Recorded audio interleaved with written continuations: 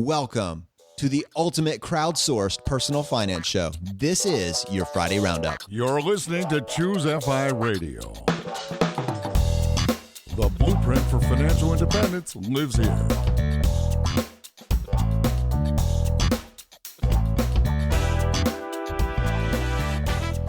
If you're looking to unlock the secrets to financial independence and early retirement, you're in the right place. Stay tuned and join a community of like-minded people who are getting off the hamster wheel and taking control of their lives in the pursuit of financial independence. Choose FI, your home for financial independence online.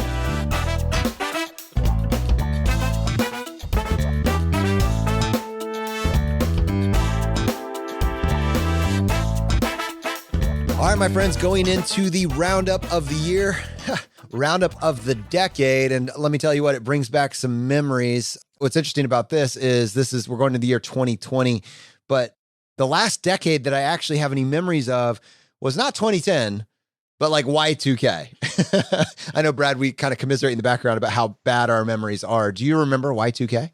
Yeah, I mean, I remember certainly the big to-do about that in 1999 when it was going to roll over to 2000, and sadly, we've probably lost half of our audience here, Jonathan. But, why would you care about this is that? a historical event at this point, but yeah, I mean, that was massive, massive worldwide news. It's hard to believe that was 20 years ago. What about you, MK?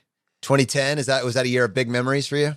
That was the year I graduated college. So I think we were all just excited. We were getting into the year we were going to be done with college. But I remember Y2K much more, that it was this huge deal. Everybody thought it was going to be the apocalypse. Like the next morning, no technology would work.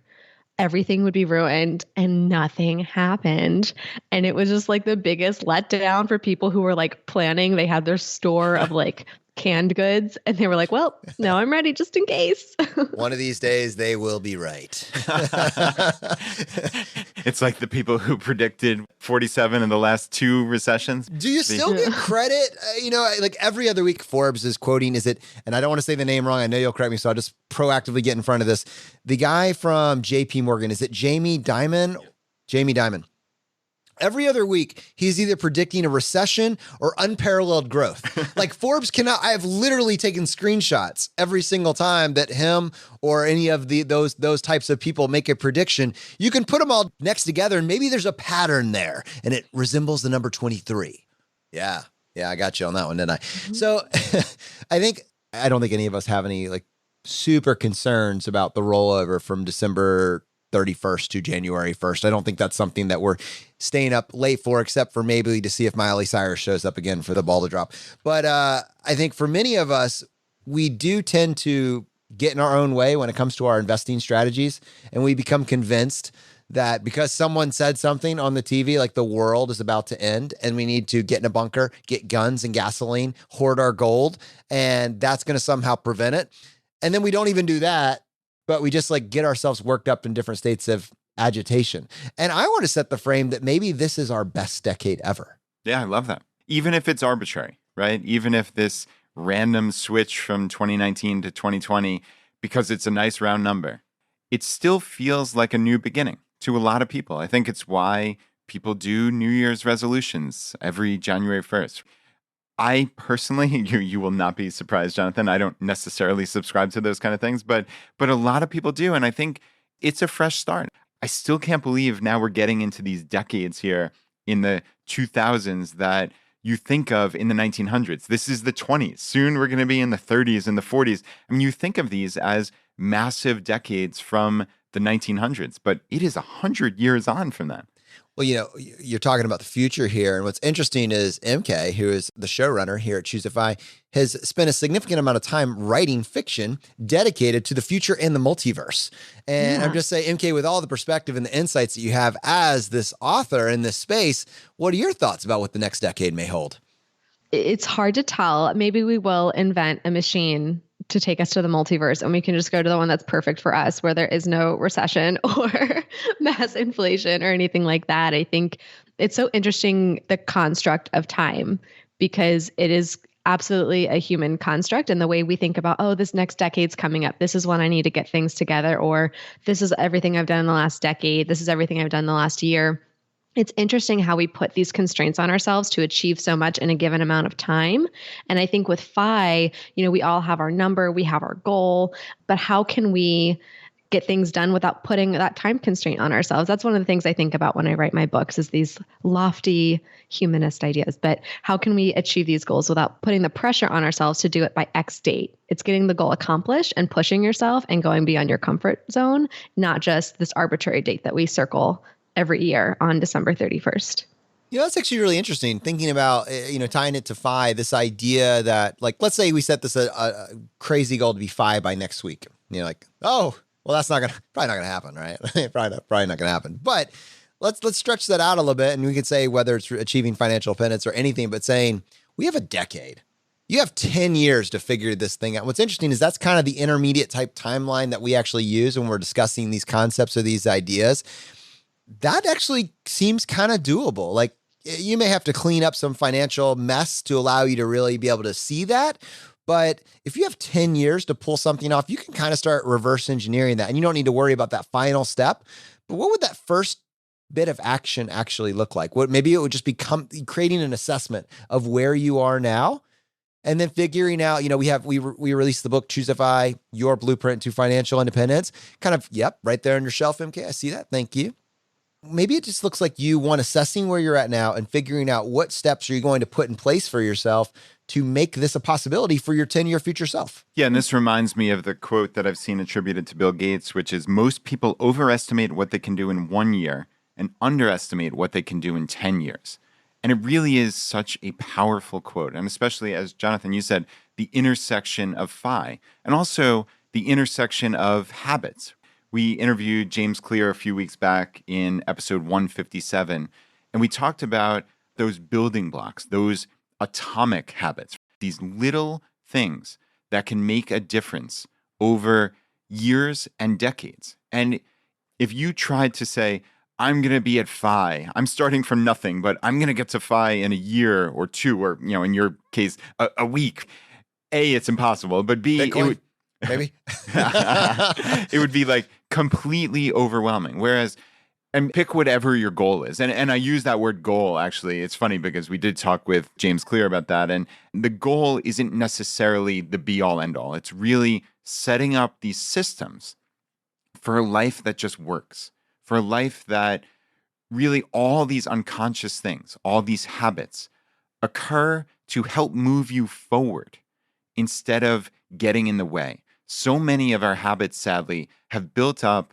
over our lifetimes, and we don't think about them, and they sabotage us. For me, it can be having my 3 o'clock coffee, but then eating a snack with it and not even thinking about it because that's my habit. Well, there are ways to undo that, but I have to actually take action. And then once I set that up, and it is habitual to not have that snack, and this is the dopiest, tiny little example, so bear with me here, guys, but it's indicative of one of potentially hundreds of things, these little things that you can do to put into place so that not only is your day-to-day life better, but when you wrap these together and you look over this longer period of time, this 5, 10, 15-year period of time, you can change your entire life. You can change the trajectory of your family's entire future for generations. And that is not hyperbole.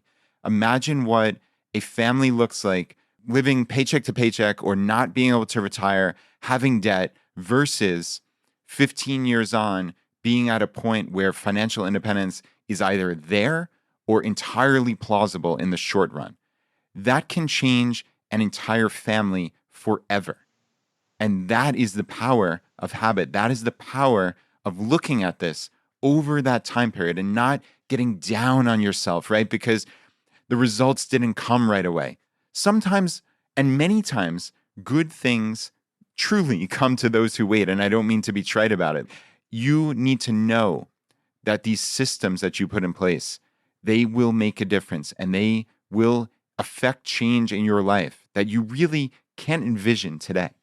I was going to say, going back to a point that Jonathan made before we even started recording, he's like, oh, what? You write like 500 words a day. So for me, the habit, to Brad's point, I write every day. And if at the beginning of 2010, if somebody told me I would be a full-time author, I would have all these published books, I would have laughed in their face. I would have said, no way, even though my habit then was writing. But over time, it happens. So whether it's your financial goal, whether it is your aspirational goal, like the habits you're doing today, like that little bit over time, we talk about compound interest and how your money can grow over time. Your habits can grow your success over time. And I think that's something where think about where you are now. What's your craziest dream for where you could be a decade from now? I bet you'll be there, because I would guess so many people listening now would not have thought that they would have been chasing financial independence or financially independent a decade ago. This next week, we are going to release our wins episode. Our community has been providing us with emails and voicemails to play in the show, just words of encouragement, just recognizing the progress and actions they've taken over the year with the hope that it can inspire those that are listening that are maybe on the fence or also considering similar actions. I think we were just recently talking about how we want to shift what we're doing going into this next decade with the goal and the purpose of the show. And one of the big ideas that we're contemplating is, instead of always on Monday interviewing people that have done it, right? What did you do? We know these principles, right? We know the ideas, and we're continuing to get new ideas of what could work, but actually now apply that to someone that is on the path and is contemplating action or feels stuck in something, and saying, let's take everything that we have kind of put together and let's try to apply it for this period of time to your situation. And we'll do the best we can with the information that we have. But if we collectively still get stuck on it, let's take that and put it out to the community and see what information the community has to also apply to your situation as well. And really continue. The heart of this has always been to crowdsource. And we used to think that crowdsourcing was kind of limited to Fridays in some ways. But I think that's the heartbeat of the show. Yeah, that is long what I've thought. And I know my wife, Laura, she tells me all the time, she's like, I just love the roundups. They are what I listen for. And, you know, she is a listener. She obviously doesn't get early access to these shows or anything like that. And well, I mean, not obviously, but she doesn't. She doesn't. Okay, we'll take the obviously. Out. But we've heard that from many people. And not only that, but we've talked long about this being a crowdsourced show. And having more access to the community is something that is really essential to us. And this is not to say that we are changing overnight. We actually have a bunch of months here of our normal Monday interviews. So nothing is changing immediately, and nothing's going to change that you're not going to recognize the show. We're still going to have guests on Mondays. We'll probably still have guests on Fridays. But I think you and I realize that while there's huge, huge value in having people tell their story retroactively, right, after they've made it, and they can show us these essential inflection points and the actionable tips. That's what we've always been about with our guest interviews. It's not just regale us with the story of your life. It's what are those actionable takeaways? I think we will still continue to do that. But the other side of the coin is there are people who are getting started with FI. There are people who are stuck in some aspect, even if they don't consider themselves stuck. I'm thinking about investing in real estate, and I've done everything else right up to this point, but I can't move forward, or I have these questions. Well, we have experts in the FI community that we can bring in to help you through that situation. And undoubtedly, there are many, many tens of thousands of people in a very similar situation. The world runs on stories. People see themselves in other people's situations. And that doesn't always have to be the retroactive story. It can be the, here's where I am. I'm thinking about taking action, but I'm nervous that I'm going to do something quote unquote wrong, or X, Y, and Z. Like, I can't move forward. What do I have to do? Or I just have a couple questions. I'm incredibly excited, and I know you are as well, to add that into the mix here at Choose FI. So this upcoming Monday is going to be the episode that we were just discussing. It is your wins. Make sure you stay tuned for that. And then also that following Friday, I'm really excited that following Friday is going to be the rollout for Jillian's new podcast that she's doing under the Choose FI umbrella with the Choose FI family. Make sure that you are there and you listen to that. We've actually created a workbook to go along with it. So, you know, in light of this being this new decade, Jillian is creating a workbook for you to start to go through to talk about building your best decade ever.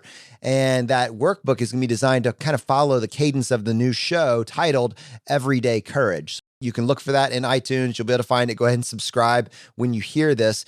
And it'll be a placeholder until Jillian's episode rolls out on January 3rd. But then also right along with that, this workbook has been created. It's a free download. And for you to have that ahead of time when the episodes go live, just go to choosefi.com/courage and you can get a copy of that and kind of work through it as she's going through the show.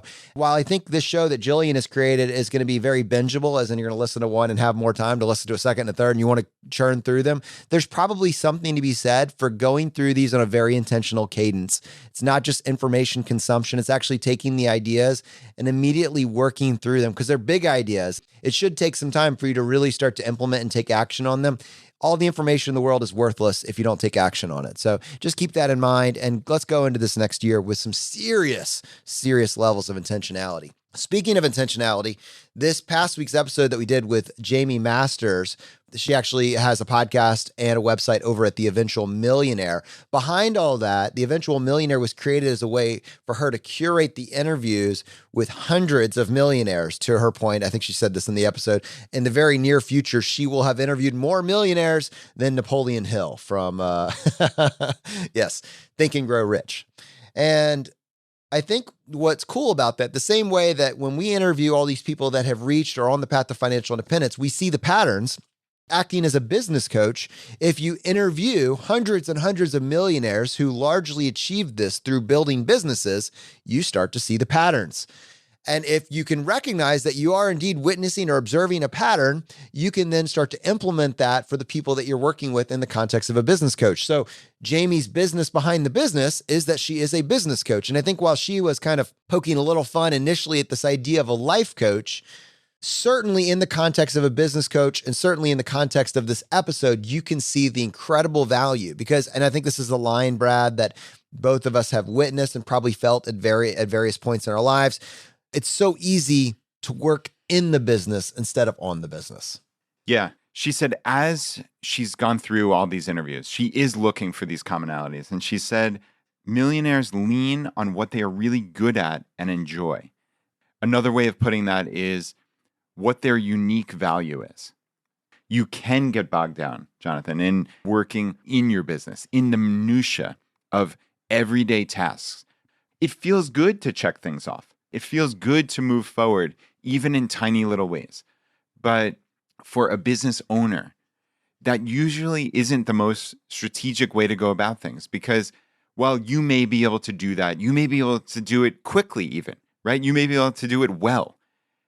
If that isn't where you're adding that unique value, and especially in the conjunction of not the most unique value and something that you might not like doing, there are probably people out there who you can hire who genuinely enjoy doing that. That's one thing I actually have picked up from Jillian Johnsrud is on previous presentations that I've seen her is while in our own brains we think about, oh, if I hate doing that, then everybody must. It's just so tedious and tiresome. But people have a variety of backgrounds and interests and things that light them up personally. So you might find something that this little task that you hate, that might be where someone adds unique value to your business and they get pleasure from it. We struggle with this in our own business here at ChooseFI. While this is a podcast, it is by any definition a business. There are so many tasks to get done. I know we kind of poked fun at you a little bit about this on the episode with Jamie. What? What? Who would ever poke fun at Jonathan? Who could even imagine, right? I mean, I think this is something you've gotten dramatically better at. And I'd love to hear, if you don't mind, like a little bit about your evolution with this because this has been a struggle for you. And I think when you find, as Jamie said, to lean on what you're really good at and you enjoy and you add value, I think there are certain things that only Jonathan Mendonça can do. You are the co-host and face of ChooseFI. For you to do certain tasks doesn't make sense necessarily, but there are some things that you are uniquely suited to. And I'd be curious to hear, like, do you think, I mean, I've seen from afar an evolution, but do you see that in your own brain? Or do you do you still struggle with this? I think it's always a struggle, but I am growing as a person, as a business owner, and my confidence in my team is growing as well. So Choosify has a team like that supports it. As you start to see all the different projects that Choosify is tackling, like that is not Jonathan and Brad. Jonathan and Brad simply couldn't do that. A team supports this effort, believes in this vision and this mission, and executes on it very, very well. I would love to talk about the growth that I've seen personally, but I think to do that and to add as much value for the audience as possible, we should actually go back a step or two and actually make sure the audience is living this with us. And to set the frame, as you go into this new decade and you're figuring out what you're going to tackle, I think this exercise will be beneficial for you. So we talk about these 3 different lanes that you can fall in when you're talking about building wealth, and that you can invest, in the stock market, et cetera. You could go into real estate, or you could build a business. And Todd Trussiter had a much cuter way of framing it: paper assets, real estate or properties, or business building, that sort of thing. What asset class are you leaning into? And I think he talked about that in episode like 52, I want to say, of the podcast. I'm pretty confident in that. So I'm going to roll with it. So all of us, if we're talking about building wealth, we're kind of subject to these 3 ideas. Now, business building, Brad just gave me the nod. Of course, he's right. He's impressed.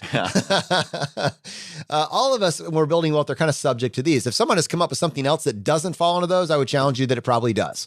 So think about it before you message me with the other thing that you figured out. That's kind of cool. There's not an unlimited number of options at the macro level, but at the micro level, there is. And so whether or not you're talking about business building, you're talking about side hustles, are really interesting. So many people say, I can only frugalize so far. I can't go anywhere. That's great. You don't need to limit yourself. If it's what you earn minus what you spend is equal to the difference and this gap. And really, FI is all about expanding that gap, that space between earning and spending, so that we can invest. Not only can you focus on the earn more side, but you can also focus on what are you putting those investments back into to optimize that. Today, I think we're going to talk just a little bit about the earn more, and we're going to do it in the context of business building.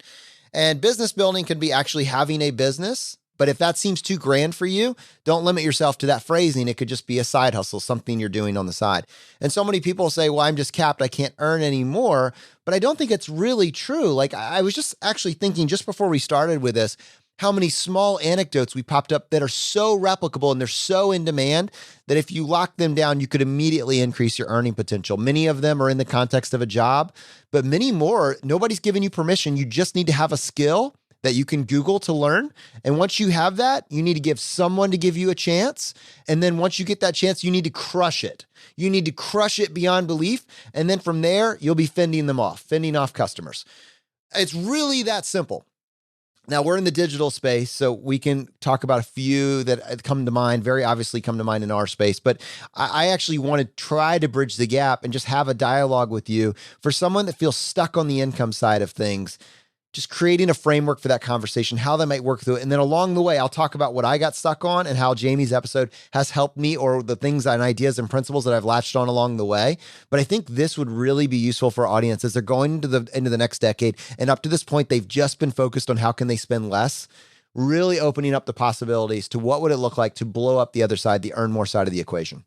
Yeah, I mean, what jumps out to me would be digital businesses. You always talk about expanding your zone of awareness. A lot of people aren't even aware of all the potential jobs that exist nowadays for helping online businesses, right? There's so many different aspects. A lot of people think of blogs as just put up a blog, buy a domain name, write some articles, and that's that. And a lot of people think that's really the main component of creating an online business. But in all honesty, that's a tiny, tiny little fraction of it. And realistically, I know on Choosify, we have a bunch of different contractors who work with us doing aspects, like we said, where you and I either don't have the expertise or don't add that unique value. And people are great at certain things. It lights them up. And, as we go further and further along this journey, we realize there are additional contractors and different jobs that can occur for these online businesses that, frankly, we weren't even aware of. Some things that jump out, obviously, you can have writers write articles for your website. We can look this either way, as the business owner or the individual contractor, right? So you could turn that around and say, hey, I'm looking for a side hustle. What's a potential side hustle? I like writing articles. I'm interested in these different niches. I have this information in my brain, or I'm willing to learn about these things. You can go out and write articles. And I mean, I've seen the per article rate range from something like $50 to multiple hundreds, even certainly for professional writers. I have to imagine it's in the thousands of dollars per article. So you're talking about, that's just one little component of this. We've had people, I think it was Grant Sabatier, who talked about a 30-day like Google Ads or Google Analytics course that he took. And he learned a skill that he just simply previously didn't even know existed. And he certainly didn't have that skill. You can take courses online now for these really essential items for businesses that most people aren't even aware of. So, yeah, I mean, that's something that jumps out to me. Jonathan, you and I, and Ed really, most specifically, has tried to dive into the data. There's tons of data on a website, right? You get visitors, you create something and you think it looks beautiful on your site. Like, oh, here's this amazing, I don't know, email opt-in. We have important information that we want to transmit to our website visitors, and we come up with something that we think looks great. But again, this goes back to split testing. We talked about this a couple months back, where you have an intuition, but oftentimes when you actually get data, it's proven completely wrong, or even just one word or one phrase can make the difference in a 1% opt-in rate versus a 5% opt-in rate, a 500% increase. So if someone had the skills of being able to dive into this data, knowing Google Analytics inside out, knowing some of these split testing options, like I know Lead Pages has it, I know there's a service called Crazy Egg. There are all of these things that exist that if you went to a business and said, I can increase your conversions 300%, I think most businesses would do cartwheels to have you involved. While we're talking about very granular, specific things here, it's more just painting the picture of that zone of awareness. Just real quick, and I'm not going to belabor every single one of these, but SEO, getting your website to rank higher in the search engines. To a lot of people, that seems like a black box, like it's impenetrable.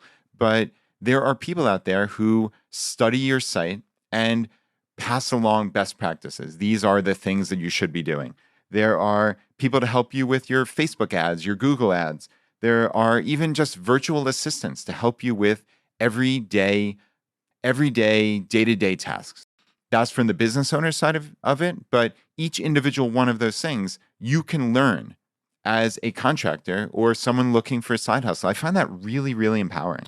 Absolutely. I mean, I think what I want to point out to our audience, and we'll recap just a few of those, is that you did not mention a degree anywhere in there, right? Like you just talked for 5 minutes about different things you can do remotely from home based on a skill that you possess, not based on permission from a college, not based on, Brad, quote you, a ridiculous piece of paper that cost you 60 grand.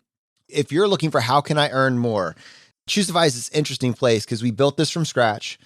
And we did much of this, albeit horribly, when we were doing it ourselves. And we're at a place where we have team members and contractors that help us with some of this, but recognizing that we didn't just make up these like positions that you just talked about. They're ones that websites that are growing, they're ones that they need, right? And it's that inflection point between building a team. We'll come back to the business owner side, the Choosify perspective in a second, because that's kind of related to like my own personal growth. Let's go back to, because depending on where you are on this journey, recognizing that you do not need a degree, you don't need to go back to school, you need some skills, some employable skills. And if what you wanted was to work from home on your own time based on something that you enjoy, Brad, you just mentioned like 5 or 6. All of these pay over $15. All of them pay over $15 an hour. Every single one that you mentioned, some of them pay upwards of $30, $40, $50, $100 an hour. On this show notes, if you listen to Choosify, every single episode has show notes attached to it. Those are not written by Brad anymore. They used to be. Episode 3, episode Sadly. 4, they got like 6 bullet points. That was Brad. That was the Brad show notes. They are beautiful show notes, and they take the time to walk you through it. That is valuable. There's a value there. That is paid for. It's done very, very well. So just think through this as an individual that's saying, well, what can I do? I don't know how to earn more. Just think, could you do this? Go look and see what you're at. Some of them are just visible. Go and see it and say, could I do that? If the answer is yes, but you're going to need some training, then yes, we'll come back to that. Articles. There's articles in the site that add value to the community, that flesh out different ideas that we aren't able to go as in depth into that same level of detail. Those articles, Brad, you were talking about the price point. The ads, if you see ads on Facebook, whether it's a ChooseFI ad or it's an ad from another company, those ads don't just exist in a vacuum. That's a skill set. It's to increase awareness. The design, how much better does ChooseFI, everything about ChooseFI look like now than it did when we started, when Jonathan was the one doing the design, right? Many of you have been here since the beginning. You remember that. You came to the end of my creative ability. That is because you have a designer that's worth something. You don't need necessarily a degree from that. You need the skill set. You need the training.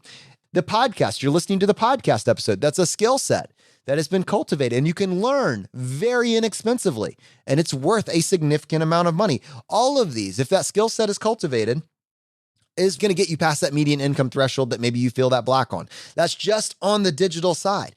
And a VA, a virtual assistant. So at some point, these roles like MK, the role that you're taking on as showrunner gets kind of massive and overwhelming. There's a lot going on. There's a lot of conversations. A virtual assistant is someone that comes in and says, how can I support what you're doing? And so what does that look like for you? So for me, this is obviously a huge learning curve. I've never been a showrunner before, oddly enough, but I definitely parlayed my project management skills from my previous career to help this. And then I'm getting help from other people. I'm able to ask people who are also on the team, like, hey, how do I make sure this link is live? Do we make sure this content's going on? So working together, working with people who want to help you learn. And I think that applies to your day job. That applies to your side hustle. You want to constantly be learning. You want to constantly be challenging yourself. And when you're doing that, not only are you outside that comfort zone, but you're probably going to be outside your income zone pretty soon. You're going to be learning new skills that are applicable. And I think what's really great is that working with you guys specifically, not to just, make you guys feel warm and fuzzy, but I've learned so much because of the opportunities you've given me. And there's been so many other times where I've learned so much from people in this community, and they're helping me learn because they see that potential. They see that I want to learn. After FinCon 18, I ended up, Jason and I went down to the beach. A bunch of people were staying in town, and I had a great conversation with JD Roth just about writing. And these were all things that I had maybe heard before, but the way he said it and the way he taught it helped me to get to that next level in my business. And the way that I've been working with you guys and Ed and Ashley and a bunch of the other people on the team here, I'm continually learning, and that's taking my skill set to the next level. So if I wanted to, go out and make my own amazing podcast, which I have no interest in doing, but I've learned a lot of great skills. Please stay. No. I could not do what y'all do. I'm good with my little. You literally are doing what we do. You do realize that you're literally doing it. You are the third member of the podcast. Right. I just came in after you guys did all the hard work and built up the huge audience. Let's go back to the other side, Brad. So when we actually talked with Ed, it was episode 142. Check me on that. We'll see if I'm right. So Ed, and it was Beyond Financial Independence. In that episode, Ed was talking about his vision for this nonprofit. But even more than that, it was talking about what Ed's skill. No, wrong. No, you got it wrong. I got it wrong? Really? I don't get think. What episode is it? That was 143. Oh, 143. No. Oh, I was so close. 143. 143. Son of a gun, Ed. You got me. All right. So Ed was talking about his vision for a nonprofit. But even more than that, we're trying to explain to our audience that Ed has a remarkable ability to just do. And what I mean by do is execute. And Ed's one of his comments was, it's not difficult. It's just go in and do what you say you are going to do. And that seems like an oversimplification, but nobody does that. Nobody follows through. And that is a huge strategic advantage for you. But actually, aside from that, I wanted to go to the heart of it, which was we asked him to take this blue collar job, this business, and talk about how he would go in and how he would scale and grow. And he was talking about, in this case, an HVAC business. And for Ed, he was kind of talking about if he came into this existing business, what he would actually do. And there's a thread there because Jamie was also talking about a business. And when I asked Jamie that amount, it was like $150,000. She asked very specifically, how much revenue is this business making? And I said $150,000. And I think someone may have heard that and said, oh, I was hoping they would do a lower dollar amount. But I wanted to come back and fill in the gaps here because I don't think that is as difficult as one may imagine. So hear me out on this. You don't start with an HVAC company, right? You start out by learning the skills. What does it look like to learn the skills? You're going to work for another HVAC contractor, but you should be, I would imagine, planning, if you're going to build the skill set, thinking that you're going to exit and at some point be doing this on your own. taking on business ownership, because that's a very interesting pivot and it's doable. You could insert HVAC, landscaping, irrigation is another one, plumbing. You could insert for this pressure washing, any sort of construction labor. All of these pay over $30, $40, $50 an hour. When you actually really get to the root of it. And Brad, can you do the math on this for me? If you're making $50 an hour in one of these trade jobs, let's just say $30 an hour. If you're making $30 an hour, how many hours do you have to put in? What would it look like? What would that look like from an hour perspective to get to $150,000 a year business? That's 96 hours per week. 96 hours a week. So that's a little bit of a stretch, right? Probably not a great life. All right. So now let's say you get that hourly rate up to $50 an hour. So that would be 3,000 hours per year or nearly 58 hours per week. 58 hours a week is starting to look a little bit more doable. So if you're making talking about gross revenue of $150,000 now, and you're able to make it to that $50 an hour threshold, then you need to put in about 58 hours a week. But let's go ahead and play this out a little bit more and you don't need to start at $150K. It doesn't start there. It probably starts with making enough to support your family or a median income. So if you're making, how many hours at $40 an hour, how many hours a week would you need in order to make $60,000 or $70,000?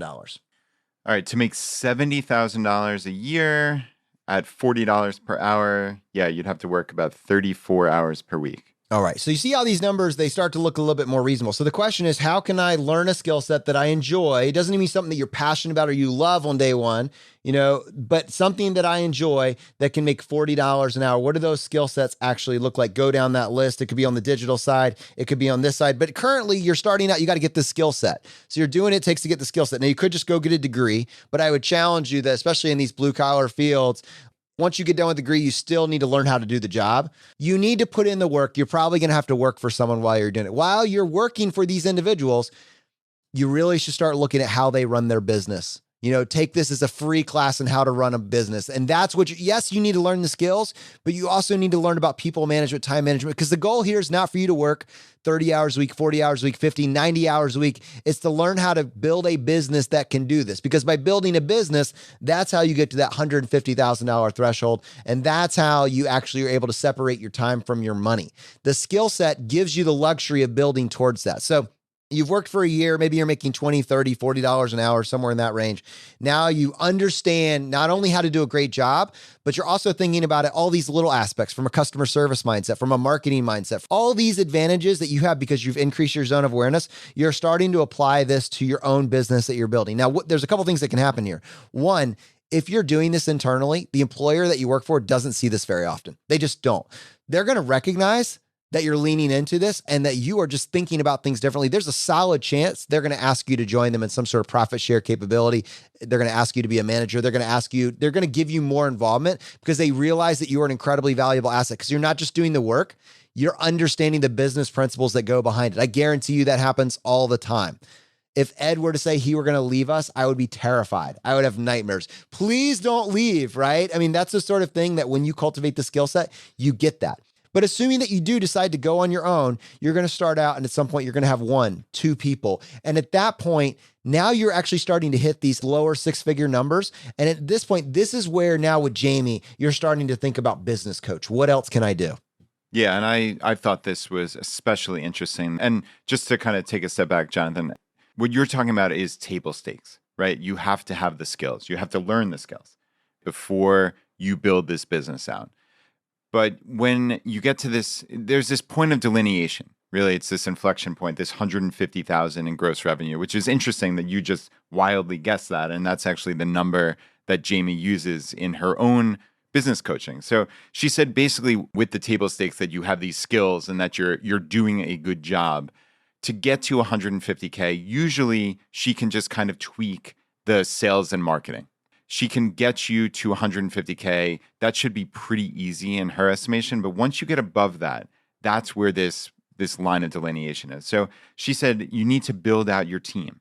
And sometimes that means a very difficult look and assessment at your existing team. And she said, unfortunately, many times people need to be fired. And sometimes, sadly, like the business owners, they know that. They really do in their heart of hearts know that. But maybe her coming in and undertaking this process gives them some, I don't know, maybe ease of mind of doing it, but you have to be honest with yourself if you want this business to grow. And she's saying from there, you can usually double by looking at what is actually working and then doubling down on that. So diving into your business, you might be doing a whole host of things to try to drum up new business. But when you actually look at it, this is the 80-20 principle. There's usually one or maybe two things that are driving the vast majority of your sales. Her contention is if you just double down on those things that are already working, you can usually take your $150,000 gross revenue business and double that to somewhere in the vicinity of $300K per year. And this is really interesting because in those early days, getting to 150 probably looked like you bootstrapping everything. But going from 150 to 300 looks like building a system. And this is why this can be fun. And you can do this from a relatively low risk place. A lot of the businesses that we just mentioned don't have significant capital that you need to have an outlay on the front end, but they're going to involve you having that skill set. At some point, your skill set has to pivot. And now as you build this from a 150 to 300, you're actually looking to, Brad, your point, what's generating 80% of your income? How can you double down on that? If you have brought in, like at this point with $150,000 of income as a business owner, you probably have at least one team member, maybe two team members. And you're figuring out to go to that 300 point, are both these people working towards this common goal? Or is one of them, is this sabotage basically the whole way? And all my energy and excess is being put into this individual that doesn't have these same goals, in which case it's a parting, and in that case, since all of your emotional energy has been put into this potentially toxic relationship, now you're actually able to put that energy into actually growing and you have a better vision for what it is, what the goal actually is at this point. Whereas before you're just kind of wandering around. Now you actually understand what the objective is and you have someone that can buy into that vision is coming in with that. Hopefully that's not the case. Hopefully you all just grow together, but it's not always roses out there in business building, and being able to address that. Sometimes it's hard to see it when you're inside of it, having someone look from the outside. What I love about that is, again, solve the problem, right? You don't need to worry about going from 150 to 300 if you're not making anything. If you're not making nothing, you're not making anything, you're just watching Netflix reruns, then it's just taking action. But so it's kind of working through, well, what could I do? What am I stuck on? What would I find and what would I get enjoyment out of? And what I find so fascinating is that this doesn't need to be like, I think so many people get locked in. It has to be something that I'm passionate about. Okay, that's cool. But what if you realize maybe I'm not passionate about HVAC, but I am passionate about entrepreneurship and being a business owner and scaling and growing, because you can get both of those in the context of having an HVAC business. You have to front load the work. You have to build the skill set. You have to do the work for several years. But after you've done that, at some point, you are evolving into team leader and management and sales and marketing and building teams in different areas. And the cool thing is you can do that in every industry needs it. And so you can actually find a way, and this is to our story, you can find a way to take anything that you're interested in and turn it into something that you're passionate about, leaning on that very specific skill sets. And that's, I think, why we're talking now about, with me, what I did everything right on day one. And then now what is the best allocation of my time and what are the projects that I take on? It's that intersection of what do I love doing and what's adding the most value. And it's a luxury that you don't get on day one. I didn't have that. We didn't have the money or the revenue to support that. But we can start building towards that and it makes things sustainable. Yeah, agreed. And this kind of ties into something Jamie said, which was talking about effective versus efficient. She's saying that do not mistake productivity for results. It doesn't matter what it is if it isn't getting results. So she's saying you can be the most efficient person in the world at something that is wholly unimportant. Some people pat themselves on the back. Look at how efficient I am. But I think it really is important to look at what is effective. And again, what is adding value to the business. So I think those are the kind of the crucial background items here, especially when we're talking about you specifically, Yeah, and with that in mind, I think when we finished that episode, Jamie, one of the things she said that was tied to that sentence was, what the first thing you need to do is, it's the thing you're really dreading doing. It's the thing you don't really want to do, but you already know what it is you need to do. Go do it. I did it. I knew what that item was.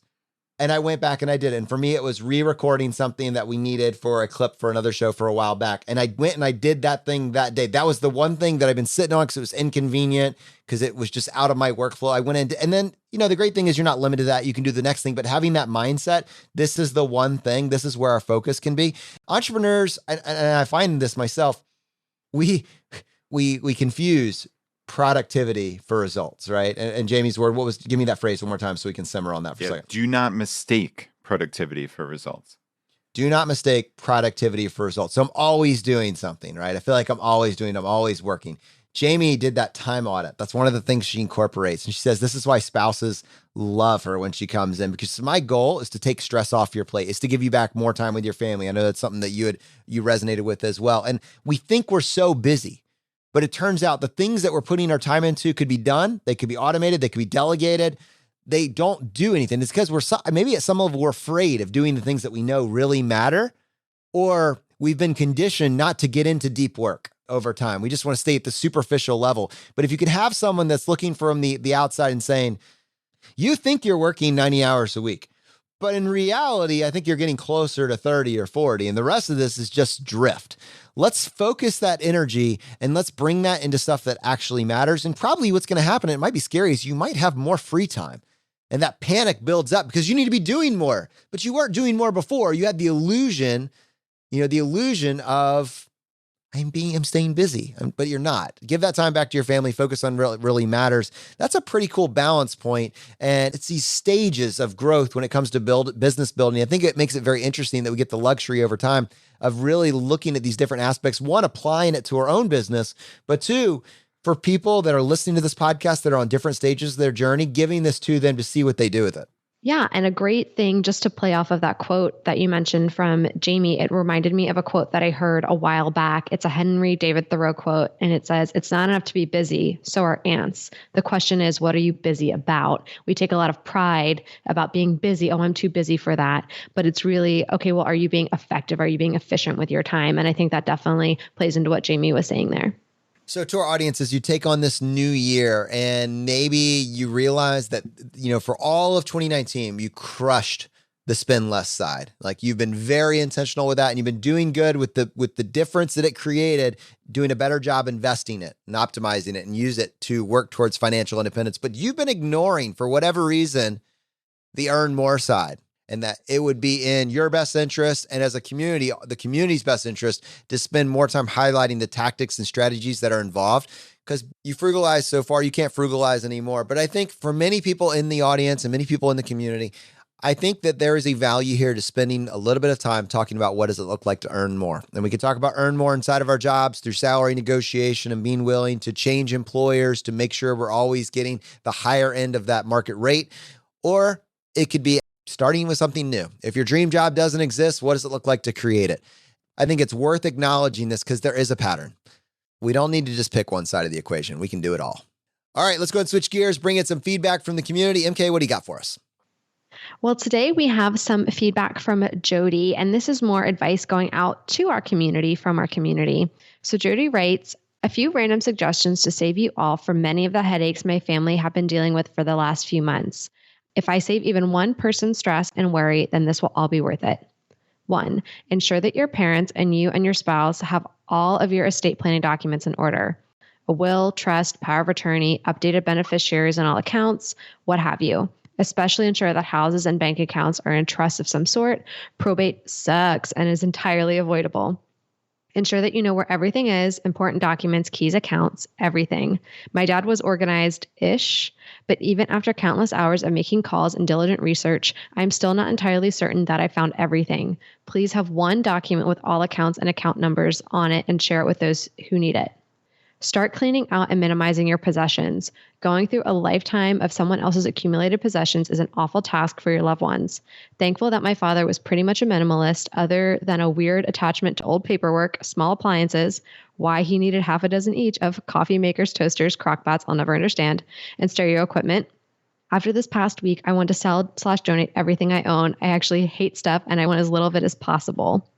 Make and pay for, if possible, your funeral arrangements. Ever so thankful that my dad had made arrangements for himself. We didn't have to make any decisions, didn't have to pay for anything. All we had to do was show up. It was one of the best gifts he could have given us, especially in the midst of a loss. P.S. If you have minor children, ensure that you make decisions and have them recorded on a legal document for their care. P.P.S. Ensure that you update your documents, beneficiaries, and everything else as necessary.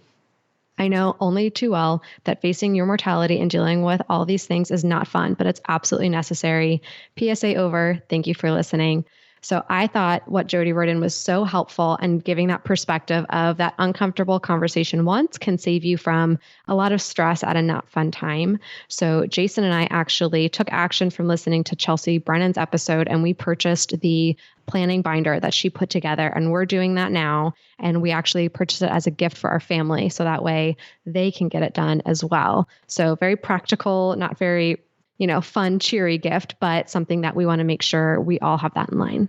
No, and I was actually going to say the exact same thing. So my wife, I got my wife the legacy binder as a gift for her. Here, you can fill this out. Which, no, she wanted to do it. I know it would have been much better if I had filled it out myself. But honestly, the legacy binder that you were referring to from Chelsea Brennan, it is incredible. It's 70 to 100 pages, and you don't need to fill it all out on day one, but rather it's a process that you go through. And what you're doing is, it's great to have a will. All of us should have a will. That's table stakes. But a will is something that those that outlive you are looking at afterwards. But there are so many other things that could happen, both leading up to that and after, that need to be considered that aren't included in a will, including, let's say that you pass away and you have young children. Who are the children's primary care doctors? What are the notes that everybody needs to have about them? What are the things that makes them feel comfortable? Where are all of your finances stored? What's the login for your password protection? Where is the will? That sort of thing. So my wife started filling that out, and I can tell you the conversations that it sparked and the level of ownership that it gave her over what the legacy would be for our kids if either of us were to pass away was a huge gift.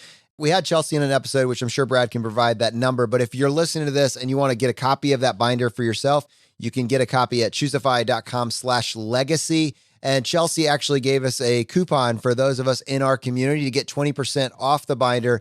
There's a discount code there. If you just put in ChooseFI, it'll give you 20% off your order. And Jonathan, that was episode 125 with Chelsea Brennan. I highly, highly recommend that. And yeah, this binder is really can save people an enormous amount of time and stress in really the most stressful of situations. So yeah, highly, highly recommend it. And bringing us back to a more upbeat, electric note to close out the year, John wrote in with a life hack suggestion for everybody. So he posted a photo of rechargeable batteries on our Facebook page. And he said, these rechargeable batteries are a must, especially if you have kids. They are pretty pricey up front, about $2 per battery, but you get several thousand charges out of each battery. So that's a good way to say, if you have kids with all the gizmos and gadgets that need batteries, or you even have your own, toys as a grown-up that need batteries, you can always, use those rechargeable ones and get more out of it. And I made a big conversion, Brad, when we started getting more video and audio equipment to rechargeable batteries. Choosify, trying to be environmentally friendly wherever possible. And the ones that I stumbled on, based on all the research I did, that I came back with, are these ones made by Panasonic. And I believe it was the same ones that John mentioned. They are titled Eneloop batteries. I don't know if I said that right, but it's spelled ENELOOP. I have basically since gotten rid or used up all of those old AAA and AA batteries, and we're only using these rechargeable ones in all of our equipment going forward. So I agree that that's a great idea, and rechargeable batteries have come a really long way from the 1990s. All right, well, friendly tips from your friends here at ChooseFI. Unfortunately, that's going to bring this episode to a close. Now, as you know, we like to finish every episode by doing a drawing for a copy of a book that we have found useful. Right now, we're doing our book, ChooseFI, Your Blueprint to Financial Independence. To enter the drawing, all you need to do is just go to choosify.com/iTunes, follow the instructions there, leave us a short written review, and then send us an email to feedback@choosify.com, letting us know that you left a review and what screen name you left it under. We give away one book for every 5 written reviews that we get, and we announce the winner on the Friday Roundup. MK, how many winners do we have today? Well, today we have one final winner for the year. This is from Sai, who says, incredible show. I've been listening to financial podcasts for a few years now. I just discovered the Choose 5 podcast about a month ago. I spend my day working out of my car, and I've listened to every single episode. The show is easy to listen to, and John and Brad make the content easy to understand and communicate in a way that it feels like you're being taught something instead of being told something. I've learned a ton, excited for every episode that comes out. Keep up the good work, guys. And I can't wait to see what this next year brings, Brad. Yeah, it should be exciting. And that's amazing to listen to all those episodes in the car in such a short period of time. So thank you. Thanks for the review. And thank you, everybody out there, for listening. All right, my friends, if you're listening to this episode for the first time, first Choose FI podcast you have ever listened to, and you want to find out how do I get started, we thought ahead. To do that, go to choosefi.com/start. Get started on your path to financial independence today. All right, my friends, we'll see you next time as we continue to go down the road less traveled. You've been listening to Choose FI Radio Podcast, where we help middle-class America build wealth, one life hack at a time.